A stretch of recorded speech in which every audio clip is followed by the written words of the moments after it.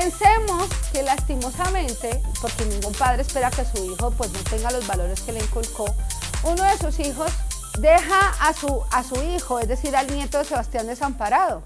Y la mamá del nieto de Sebastián, la que no era, o sea, pues de ahí viene no era, ¿sí? La que no era, dice, pero yo sé que el papá, el abuelo de mi hijo es abogado, lo acaban de nombrar magistrado, demanda al abuelo, un sueldo de magistrado, puede embargar hasta el 50% por alimentos, entonces dice, no, demanda al magistrado. Moraleja de la historia, enséñenle a sus hijos a usar condones, enséñenle a las niñas a planificar, pues si van a tener una vida sexual, pues enseñarles a prevenir un embarazo. Por eso la norma dice descendientes. La norma no dice hijos. Si dijera solo hijos, despreocupados, porque no tenemos que dar alimentos a los nietos o a los bisnietos. Pero la norma dice descendientes. Claro, siempre serán los descendientes, ojo con eso, más próximos. Entonces ahí sí cobra relevancia los grados. Obviamente los descendientes de primer grado están primero, que son los hijos. Luego de los hijos vamos a los de segundo grado, los nietos. Luego de los nietos vamos a los de tercer grado, los bisnietos. Y así sucesivamente. Es decir, quien está obligado a proveer alimentos, primero será el padre a sus hijos. Ya si el padre a sus hijos no cumple, pues será el abuelo a su nieto. Ya si no cumple, será el bisabuelo, ¿sí? O a su bisnieto, en otras palabras. Entonces es importante que lo tengan en cuenta, hay una prelación. A mí me parece una carga excesiva, imagínense el papá diciendo, uy, ya por fin me libré de mi hijo, ya lo hice graduar, ya está, ya se fue, y llega una demanda de alimentos por el nieto. Claro, es durísimo. Ahora, le debemos alimentos a nuestros ascendientes. Entonces ahora vamos hacia arriba. ¿Quiénes son los ascendientes más próximos de una persona? Los padres. Luego de los padres, los abuelos. Luego de los abuelos, los bisabuelos. O sea, ya vamos a la inversa. Entonces, si vamos con los ascendientes, entonces en primer grado, padres. En segundo grado, abuelos. En tercer grado, bisabuelos. Los ascendientes más próximos de una persona. Generalmente puede ocurrir, y ojo con eso, tienen que tener eso muy bien controlado. Especialmente, por ejemplo, Natalia ayer nos decía, yo quiero conseguir el documento donde mi papá me debía alimentos. ¿Y por qué es bueno que lo consiga, Natalia? No solo para los fines que usted lo estaba buscando ayer de garantizar un embargo. ¿Sabe para qué? Para que el día de mañana, cuando usted sea la abogada más exitosa, su papá no llegue y diga, oiga, Natalia, usted ya tiene platica, la acaban de nombrar aquí magistrada del tribunal, magistrada de la corte, págueme alimentos. Eso puede pasar. Y es capaz de eso. Parece chiste, pero es anécdota. No, Claro, eso puede pasar. Entonces, no, y además los padres, a veces los padres se preocupan por darle todo a sus hijos y por vivir el momento, que no está mal, pero de pronto no prevén su vejez. Y los despiden, o por ejemplo todos esos padres que en algún momento vendieron todo para meterlo a las pirámides y se quedaron sin 5, o hay una quiebra masiva, puede pasar. Entonces, ¿qué pasa? El padre se queda sin piso, no ahorró para pensión, vivió el momento, pues llega al punto en que los hijos se convierten en padres de sus padres. Ayer hablamos con una amiga de eso, me decía, no, mi mamá bien, ahí, mi papá tercos, hay que cuidarlos. Claro, llega una edad en que uno ya tiene que comenzar a prever y ya los padres no pueden producir la misma cantidad de dinero que cuando eran jóvenes. Por lo tanto, pues si uno es un hijo medianamente decente y los padres lo quedaron con unos valores, uno dice, pues, ole, si yo estoy comiendo caviar o salmón, no voy a dejar que mi papá coma molipollo todos los días. Que coman molipollo porque les gusta, no porque les toca. Entonces también hay que pensar en eso. Los abuelos, muchas veces, los abuelos quedan por ahí desamparados y de pronto hay tíos que nunca ven por los abuelos, uno solo se hace cargo. Cuando se muere ese hijo que sí se hizo cargo del abuelo, de pronto entra un nieto a apoyar el proceso. ¿Por qué? A veces es una obligación que uno cree que es moral, pero realmente es una obligación jurídica. Para los menores de edad, ustedes saben que esto lo tramitamos por regla general ante el defensor de familia en el proceso administrativo de restablecimiento de derechos o en juzgado en un proceso de fijación de cuota. Para los adultos casi siempre se hace el proceso es en comisaría. ¿Por qué en comisaría? Porque se alega el abandono, o sea, como una forma también de violencia, o a veces algún hijo maltrata a su padre, entonces casi siempre se hace la definición de los alimentos por comisaría de familia, o si no, en juzgado, una fijación de cuota. Las reglas de uno y otro se van aplicando por analogía. ¿Por qué se van aplicando por analogía?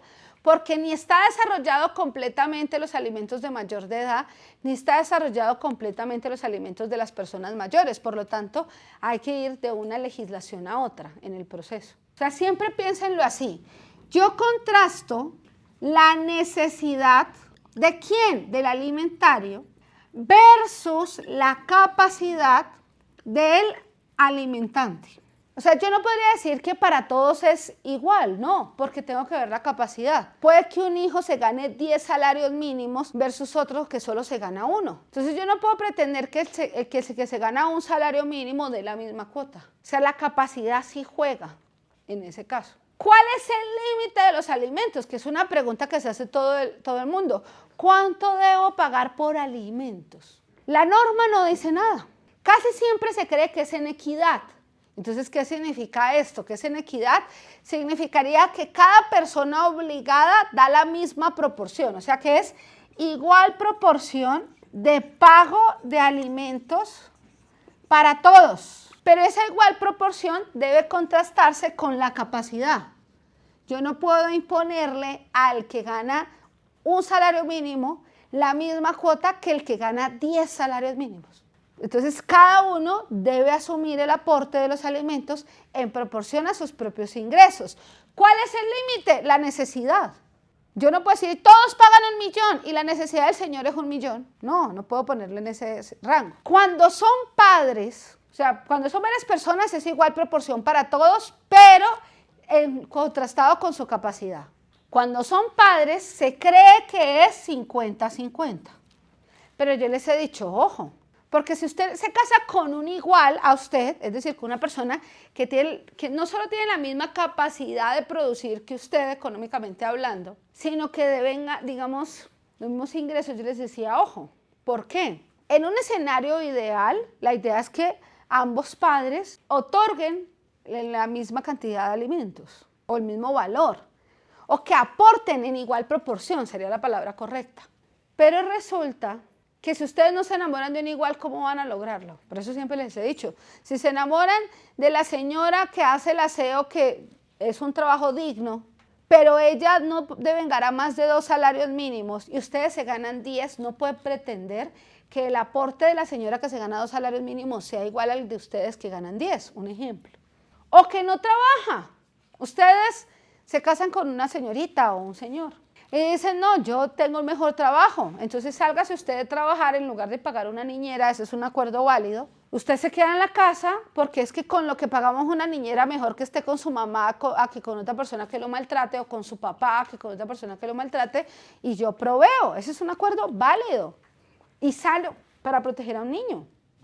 ¿Hasta cuánto ha dicho la Corte? Y la Corte dice que, por ejemplo, un padre o madre, puede pasar en cualquiera de los dos sentidos, puede estar obligado a pagar el 100% de la cuota. Entonces, ese sería el límite. Un hijo, pongámoslo en el caso de los hijos con sus padres ya, sus padres mayores, los hijos ya adultos, puede que tenga 5 hijos, pero de esos 5 hijos solo uno esté económicamente bien. Entonces, es posible que ese hijo a veces tenga que asumir hasta el 100% de la cuota. Ahora, son varios. Uno diría, bueno, que cada uno aporte en la proporción de sus ingresos. Son 4 hijos, pongamos el ejemplo. Pues los hijos que devengan un salario mínimo, es posible que cada uno, digamos, entre ellos, reúnan cada uno una cuota del 12% y el otro hijo asume el 50%. Dependerá mucho de los ingresos. Pero no es la cuota que a mí se me ocurra. Yo creo que a ustedes les pasa en el consultorio que llega la señora y dice, yo quiero una cuota, o el señor, yo quiero una cuota de 2 millones de pesos, porque es que él es gerente del banco y se gana 10, yo quiero esa cuota. Dice, señora, lastimosamente o señor, lastimosamente una cuota no se fija con ese criterio. Que porque gana 10 y la otra persona gana 20, no. ¿Cuál sería el criterio para fijar la cuota? La necesidad. Entonces, ¿cuánto se gasta el muchacho? ¿Cuánto paga de arriendo? ¿Cuánto paga de agua? ¿Cuánto paga de luz? ¿Cuánto paga de gas? ¿Cuánto paga de su cuenta de teléfono? ¿Cuánto paga de transporte? ¿Cuánto paga del mercado? Y en el mercado tiene que hacer cuentas de cuánto paga el mercado de plaza, cuánto paga el mercado de granos, cuánto paga el mercado de aseo. Díganme si ustedes no necesitan desodorante. Claro, champú, su loción para oler sabroso. Y el aseo de la casa, o uno nunca lava el baño, o uno nunca tiene que limpiar la cocina, porque hay padres que a veces se les olvida eso. Si ustedes han visto que personas un poco michicatas, un poco miserables en eso, y dicen, oiga, pero es que el niño hay que lavarle la ropa. Y si al niño hay que lavarle la ropa, hay que hacerlo bien. Hacemos todo ese cómputo, resulta que el niño no se gastaba 2 millones, el niño se gastaba 1 millón. Y la señora me estaba pidiendo 2. Y el papá dice, sí, yo le doy dinero, pero que la mamá también aporte porque ella trabaja. No gana mucho, pero ella trabaja, que aporte. Entonces, por eso se puede a veces, ustedes ven cuotas 70-30, 80-20, 40-60. ¿De qué parte? Del acuerdo de los padres en primer lugar, pero si no hay acuerdo nos vamos a un proceso y en el proceso el juez determina y uno le puede probar al juez. Ahora, ¿qué está pasando hoy en día? Muchas personas no tienen, digamos, una capacidad certificada. O la capacidad certificada es inferior a la real. Pongamos los 2 ejemplos. Una persona independiente que, por ejemplo, trabaja en las ventas ambulantes, dígame cómo le va a pedir la contabilidad. Imposible. Algunos no. Deja hacer pistola. Porra. Se rasca la nariz así. Una forma bastante curiosa de rascarse la nariz.